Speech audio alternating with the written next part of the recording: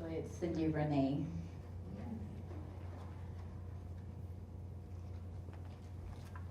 Yo soy de Bayard, 15 minutos atrás. I am from Bayard. Although I grew up there, I didn't learn about the history of segregation in Grant County until I was a junior in high school. And that is only because of my grandfather, David. He would ask his grandchildren, "What did you learn in school today?" And we would have a genuine conversation. So one fateful day, he asked me that question, and I was telling him that I was doing a research paper on South Africa and apartheid. And he stopped me and he said, "Well, did you know that Hurley was segregated between the Mexicanos and the Gringos?" And of course, I had not learned that history in school, so that was a shocker to me. And that conversation truly sparked an undying interest in the topic.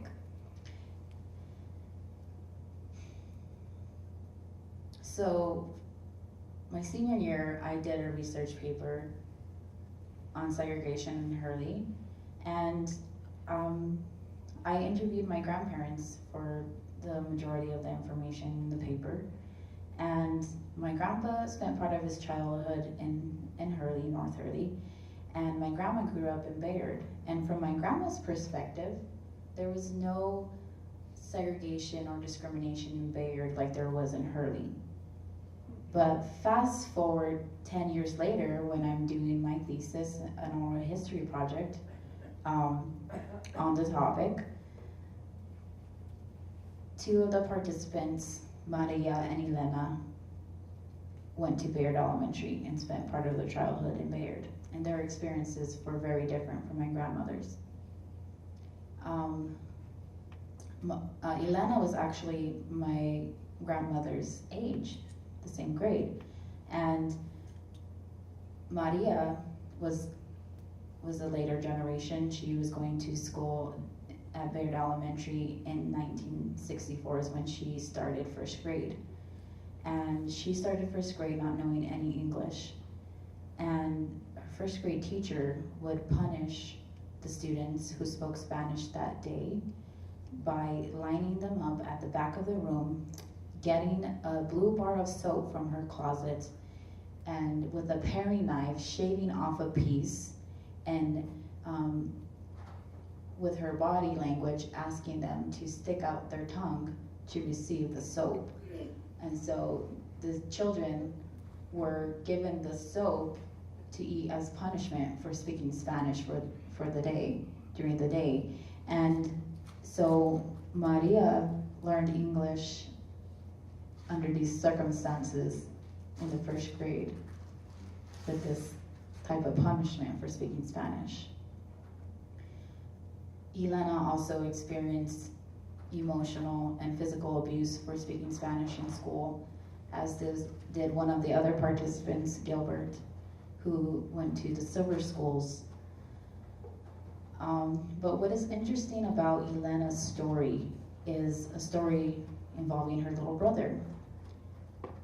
Elena and her little brother were in the same class one year because Elena got held back.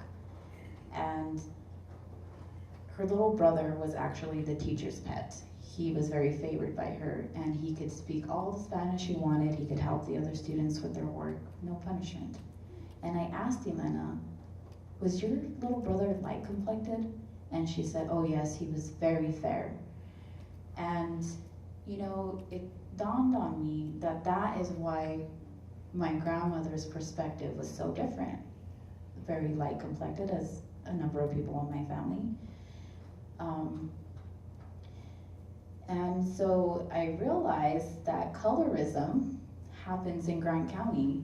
And if, for those of you who don't know what that phenomenon is, it's when a non-white person with light skin experiences privilege and doesn't experience the full extent of racism, if at all.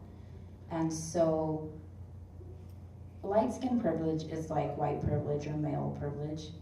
It's something you're born with. It's not something you earn. It's not something you should be ashamed of, but it's something that you should recognize because it's going to affect your perspective on the world and affect your life experiences. And so I had to reckon with that when I was doing this project. Something else I had to reckon with while doing this project was the way that I racially identify myself. It's all very confusing for the Hispanic community here, and Gilbert says best because he says, you know, we really don't know what to call ourselves because from person to person in our community, you know, it could be Chicano, Hispanic, Latino, Mexican American, Mexicano. It just depends on the person and their reasons for identifying that in that way. And for me, I have always identified as Hispanic because that's kind of the way I grew up filling out the forms, like, you know, whenever you're asked to identify your race.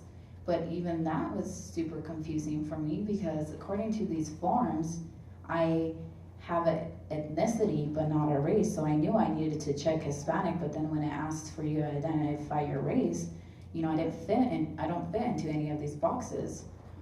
But then because of this project, I had to dive into the history of our people, and so I learned, you know, going back all the way to Spanish colonization, to the Treaty of Guadalupe, to the present, that, you know, our people are basically mixed race, and we're gonna have a combination of white, Spaniard,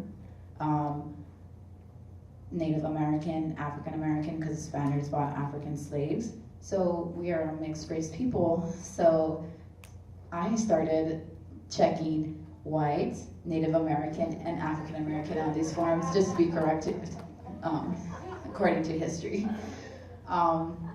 Because I found out that if you don't check anything, you're counted as white. And I also learned from some of my family that they didn't know what to check, so they check white, even though they wouldn't identify that way in a social situation. And so it's a good way to erase a lot of people, those forms. And so that's the way I resist being erased, checking all those boxes that apply. And when you look at just my family and the way that we identify how it's changed from generation to generation, my great-grandma Jesusita, she identified as puro Mexicana, even though she didn't immigrate nor did her parents from Mexico. And I grew up my whole life until recently thinking that she didn't know any English. And my grandmother corrected this notion, and I asked her, I was like, well, why was she always speaking to us in Spanish? That's why I thought she didn't know any English. And she told me, well, she hated that you didn't know Spanish and wanted to teach you.